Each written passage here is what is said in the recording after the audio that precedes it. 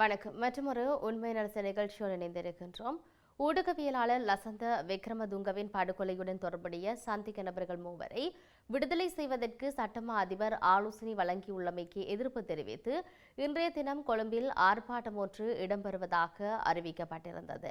குறித்த ஆர்ப்பாட்டமானது இன்றைய தினம் இளம் பத்திரிகையாளர்கள் சங்கம் சட்டமா அதிபர் அலுவலகத்துக்கு முன்னால் ஏற்பாடு செய்திருப்பட்டிருந்தது. சட்டமா அதிபர் பதவி விலக வேண்டும், லசந்த விக்ரமதுங்க படுகொலை சந்தேக நபர்களை விடுதலை செய்வதன் பின்னால் உள்ள காரணங்களை பகிரங்கப்படுத்த வேண்டும் போன்ற கோரிக்கைகளை முன்வைத்து இந்த ஆர்ப்பாட்டம் முன்னெடுக்கப் போவதாக தெரிவித்திருக்கிறார்கள்.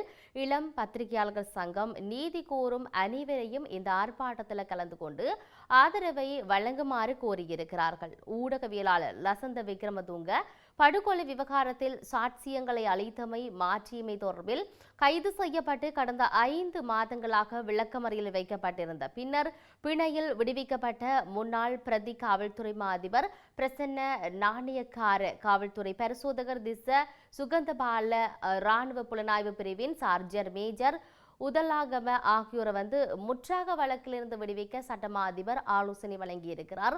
இந்த நிலையில்தான் இந்த தீர்மானத்தை ஊடகங்கள் மற்றும் சிவில் உரிமை ஆர்வலர்களிடமிருந்து கடுமையான விமர்சனங்களை ஈர்த்துள்ளதுடன் அவர்கள் குற்றவாளிகளை பாதுகாக்கும் முயற்சியில் என்று குற்றம் சாட்டியிருக்கிறார்கள். லசந்த விக்ரமதுங்கவின் படுகொலை உள்ளிட்ட ஏனைய படுகொலைகள் தொடர்பில் அனுர அரசு தற்போது எடுத்துள்ள தீர்மானங்களுக்கு சமூக ஆர்வலர்கள் கண்டனம் தெரிவித்து வருகின்றமை இங்கே நாம் குறிப்பிடத்தக்க ஒரு விடயமாக இருக்கிறது. லசந்த விக்ரமதுங்க படுகொலை தொடர்பான விசாரணைகளை சிதைப்பதற்கான முயற்சிகள் இடம்பெறுவதாக தகவல்கள் எல்லாம் வெளியாகி இருக்கின்றன. லசந்தவை கொலை செய்தவர்கள் அரச ஆயுததாரிகளோ என பல வட்டாரங்கள் தெரிவிக்கின்றன. இன்று வரை அரசாங்கம் சார்பு சக்திகள் அவருக்கு ஆதரவு வழங்கி வருவதுடன் விசாரணைகளை குழப்ப முயன்று வருகின்றனர். 15 வருடங்களுக்கு முன்னர் இடம்பெற்ற லசந்த விக்ரமதுங்க படுகொலையுடன் இராணுவத்தின் திரிபோலி படையணிக்கு தொடர்புள்ளதாக பரவலாக நம்பப்படுகிறது. ஆரம்பத்திலிருந்து இந்த படுகொலைகள் குறித்த விசாரணைகளை குழப்புவதற்கு ராஜபக்ஷ அரசாங்கம் முயற்சிகளை மேற்கொண்டிருந்தது. லசந்த விக்ரமதுங்க சுட்டுக் கொல்லப்பட்டார் என நீதித்துறை அதிகாரி ஒருவர் போலியான பொய்யான முடிவுக்கு வந்திருந்தார். எனினும் பின்னர் லசந்த விக்ரமதுங்க கத்தியால் குத்தப்பட்டு கொலை செய்யப்பட்டவர் என்பது நிரூபிக்கப்பட்டிருந்தது. ஊடகங்கள் இந்த விவகாரத்தை திசை திருப்புவதற்காக வேறு கதைகளையும் வெளியிட்டிருந்தன. லசந்தவை பின்தொடர்ந்தவர்கள் பயன்படுத்திய வாகனங்களின் இலக்கங்கள் மூலம் அவர்கள் திரிபோலி பிரிவை சேர்ந்தவர்கள் என்பது பின்னர் தெரிய வந்திருந்தது. படுகொலை இடம்பெற்ற தினத்தன்று குறிப்பிட்ட தொலைபேசி இலக்கங்களை பயன்படுத்தி உரையாடிய இராணுவ வீரர்கள் குறித்த விவரங்களை இராணுவம் இன்று வரை வழங்கவில்லை. தற்போதைய தேசிய மக்கள் சக்தி அரசாங்கம் தனது ஆட்சி காலத்தில் லசந்த விக்ரமதுங்க படுகொலையாளிகள் நீதியின் முன் நிறுத்தப்படுவார்கள் என உறுதி அளித்திருந்தது. விசாரணை செய்யப்பட வேண்டிய குற்றங்களின் பட்டியலை தேசிய மக்கள் சக்தி அரசாங்கம் தீர்மானித்த வேளை லசந்த விக்ரமதுங்க படுகொலையே முதலாவதாக காணப்பட்டது. லசந்த கொலை தொடர்பில் உரிய நடவடிக்கை எடுக்கப்படும் என தற்போதைய ஜனாதிபதி மீண்டும் உறுதிமொழி வழங்கியிருந்தார். எனினும் தற்போது என்ன நடைபெறப் போகின்றது என்றால் லசந்த விக்ரமதுங்க படுகொலை குறித்த அந்த ஆதாரங்களை மறைத்துவிட்டு 3 சந்தேக நபர்களையும் விடுதலை செய்ய போகிறார்கள்.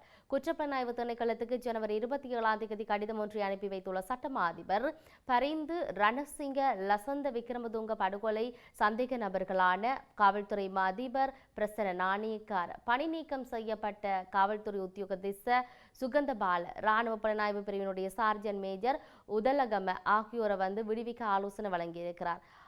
இந்த ஆனந்த உதலகம இராணுவ புலனாய்வு பிரிவின் சார்ஜென்ட் லசந்த விக்ரமதுங்க படுகொலை செய்யப்பட்ட பின்னர் தன்னை கடத்தியவர் என லசந்தவின் வாகன சாரதி அடையாளம் காட்டியிருந்தார். 2016ஆம் ஆண்டு ஜூலை மாதம் 7ஆம் திகதி கல்கிசை மேலதிக நீதவான் லோச்சன வீரசிங்க முன்னிலையில் இடம்பெற்ற இந்த அணிவகுப்பில் லசந்தவின் சாரதி இவரை அடையாளம் காட்டினார். லசந்த விக்ரமதுங்கவின் கொலையில் கோட்டாபய ராஜபக்ஷவிற்கு தொடர்புள்ளது என தெரிவித்த லசந்தவின் வாகன சாரதியை கடத்தி மௌனமாக்கி இருக்க வேண்டும் என எச்சரித்துள்ளார்.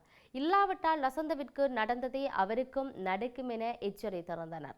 காவல்துறை பரிசோதகர் திஸ்ஸ சுகந்தபால கல்கிசை காவல்துறையின் குற்றத்தடுப்பு பிரிவினுடைய தலைமை காவல்துறை அதிகாரி லசந்த விக்ரமதுங்க தனது குறிப்பேட்டில் தனது வாகனத்தை மோட்டார் சைக்கிள்களில் இவர் பின்தொடர்ந்தார் என்று சொல்லப்பட்டிருந்தது. கொலைகாரர்களை அடையாளம் காண்பதற்கு இது ஒரு முக்கிய ஆதாரமாக இருந்தது.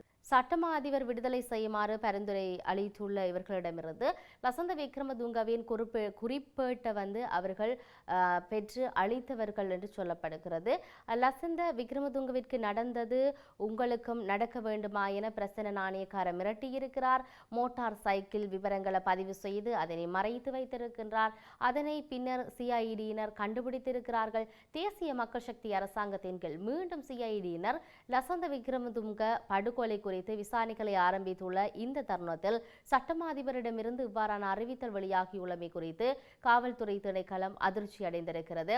இந்த உத்தரவை சட்டமா அதிபர் திணைக்களத்தின் பிரதி சொலிசிஸ்டர் ஜனத பண்டார பிறப்பித்துள்ளார் என அறிக்கைகள் தெரிவிக்கின்றன. இவருக்கு ஆதரவாக உள்ளவர்கள் கோட்டாபய ராஜபக்சவின் சட்டத்தரணி 2021ஆம் ஆண்டு ஆகஸ்ட் மாதம் 8ஆம் தேதி அவ்வேளை அதாவது சட்டமா அதிபர் திணைக்களத்தின் சிரேஷ்ட பிரதி சொலிசிஸ்டர் ஜெனரலாக பணியாற்றிய ஜனத பெரேரா 11 இளைஞர்கள் படுகொலை தொடர்பில் முன்னாள் கடற்படை தளபதி வசந்த கருணாகுடவுக்கு எதிராக தாக்கல் செய்யப்பட்ட வழக்கு விலக்கிக் கொள்ளப்படுவதாக அறிவித்திருக்கிறார்.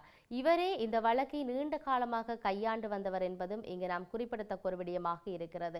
இதையெல்லாத்தையும் தாண்டி ஸ்ரீலங்காவில் நிறைய விடயங்கள் இடம்பெற்றுக் கொண்டிருக்கிறது. அதில் ஒன்றுதான் தூய்மையான இலங்கை திட்டம். தேசிய மக்கள் சக்தி அரசாங்கமானது தனது தூய்மையான இலங்கை திட்டத்தில் ஊழல் துஷ்பிரயோகங்களை கட்டுப்படுத்துவது தொடர்பில் அதிக அக்கறை காட்ட வேண்டியிருக்குது. இந்த திட்டத்தின் கீழே சுற்றுச்சூழல், அரசு நிர்வாகம், தனிநபர்களின் பழக்க வழக்கங்கள் அல்லது அணுகுமுறைகள், இலங்கை வாழ் சமூகங்களின் வாழ்க்கை முறை என பல விடயங்கள் அடங்கியுள்ளதாயினும் ஊழல் மற்றும் துஷ்பிரயோகங்களின் அதிகரிப்புகள் காரணமாக இந்த விடயங்களை வளர்ச்சி போக்கையோ அல்லது அபிவிருத்தியோ எதிர்பார்க்க முடியாது என்று சொல்லியிருக்கிறார். தூய்மையான இலங்கை திட்டத்துக்கு ஊழல் மற்றும் குற்றச்சம்பவங்களோடு தொடர்புடையவர்கள் நிச்சயம் ஆதரவளிக்க மாட்டார் என்பதை வெளிப்படையாக கூற வேண்டிய அவசியம் இல்லை. ஊழலை தமது வாழ்க்கையின் ஒரு அங்கமாக ஏற்றுக்கொண்ட அரசு நிறுவனங்களின் சில பணியாளர்கள், உயர் அதிகாரிகள் அரசாங்கத்தின் இந்த திட்டத்தில் விரும்பியோ விரும்பாமலோ கட்டாயம் ஈடுபட வேண்டிய நிர்பந்தம் ஏற்பட்டுள்ளது. ஆனால் அதை ஒரு வெறுப்புணர்வோடும் அக்கறையும் இன்றி அவர்கள் முன்னெடுப்பார்கள் என்று கூறினார்.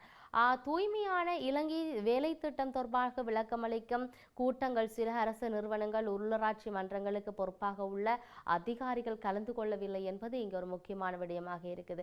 இது குறித்து அரசாங்க உரிய வகையில் அவர்களிடம் விளக்கங்களை கேட்டிருக்க வேண்டும். ஆனால் அவ்வாறு எதுவும் இடம்பெறவே இல்லை என்பது தெரிய வந்திருக்கிறது.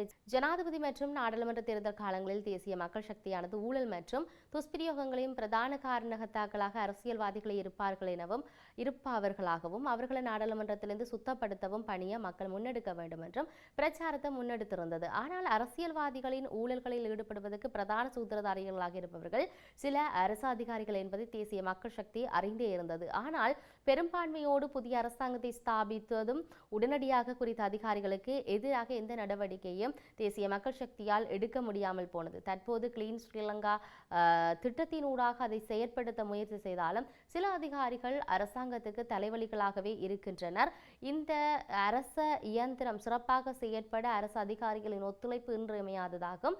ஆனால் அவர்களின் பெரும்பான்மையானோர் தற்போதைய அரசாங்கத்துக்கு பல வழிகளிலும் நெருக்கடிகளை ஏற்படுத்த முயல்வது போன்று தெரிகிறது. இவர்கள் அனைவருமே கடந்த ஆட்சியாளர்களிடம் ஊழலில் துஷ்பிரயோகம் துணை போனவர்கள் என்பது முக்கிய விடயமாக இங்கு சொல்லப்படுகிறது. மறுபக்கம் பாதாள உலக கோஷ்டியினரின் அடாவடிகளும் அட்டகாசங்களும் கட்டுப்படுத்த வேண்டிய நிர்பந்தத்தில் அரசாங்கம் இருக்குது. நாட்டில் பல்வேறு குழுக்களிடம் உள்ள சட்டவிரோத ஆயுதங்கள் தொடர்பில் அரசாங்கம் ஆராய வேண்டியிருக்கிறது. அண்மையில் இடம்பெற்ற துப்பாக்கிச் சூட்டு சம்பவங்கள் இதை உணர்த்தி நிற்கின்றன. தமது பாதுகாப்புக்காக ஆயுதங்களை வைத்திருப்பவர்கள் அவற்றை தற்காலிகமாக ஒப்படைக்க வேண்டும் என பொது பாதுகாப்பு அமைச்சு அண்மையில் உத்தரவிட்டிருந்தமை குறிப்பிடத்தக்கது.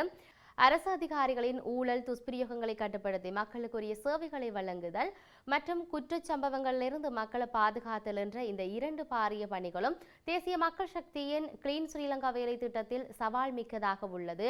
அடுத்த 5 வருடங்கள் முழுமையாக ஆட்சி செய்தாலும் கூட மேற்கூறிய 2 விடயங்களிலும் கால்வாசியான அளவுக்கு கூட அரசாங்கத்தால் வெற்றியை ருசிக்க முடியாது என்றுதான் கூற வேண்டும். எல்லா துறைகளிலும் புரியோடி போயுள்ள ஊழல் துஷ்பிரயோகங்களை கட்டுப்படுத்துவதற்குரிய பொறிமுறைகள் பிரச்சனைகளை உருவாக்குவதில் அனுர அரசாங்கம் இன்னும் பின் நிற்கின்றது. முன்னாள் அமைச்சர்கள், அவர்களின் உறவினர்கள் மற்றும் முன்னாள் ஜனாதிபதிகளுக்கு நெருக்கமான அரசியல்வாதிகளின் கடந்த கால ஊழல் செயல்பாடுகளை காரணம் காட்டி கைதுகளை மேற்கொண்டு வரும் அரசாங்கம் அதன் மூலம் தனக்கு நெருக்கடிகளை கொடுத்து வரும் அரசு அதிகாரிகளை பணிய வைக்கலாம் என்று நினைக்கிறதோ தெரியவில்லை. நாடாளுமன்றத்தை சுத்தப்படுத்த மக்களின் ஆணை கோரி நின்ற ஜனாதிபதி அனுர அதில் வெற்றி பெற்றார். ஆனால் நாடாளுமன்றத்துக்கு வெளியே தான் சுத்தப்படுத்த வேண்டிய விடயங்கள் மலையளவுக்கு உயர்ந்து நிற்கின்றன. இதை ஜனாதிபதி எவ்வாறு கையாளப் போகின்றார் என்பதையெல்லாம் நாங்கள் பொறுத்திருந்து பார்க்க வேண்டிய தேவை இருக்கின்றது. மற்றொரு உண்மை நலச நிகழ்ச்சியில் சந்திப்போம். வணக்கம்.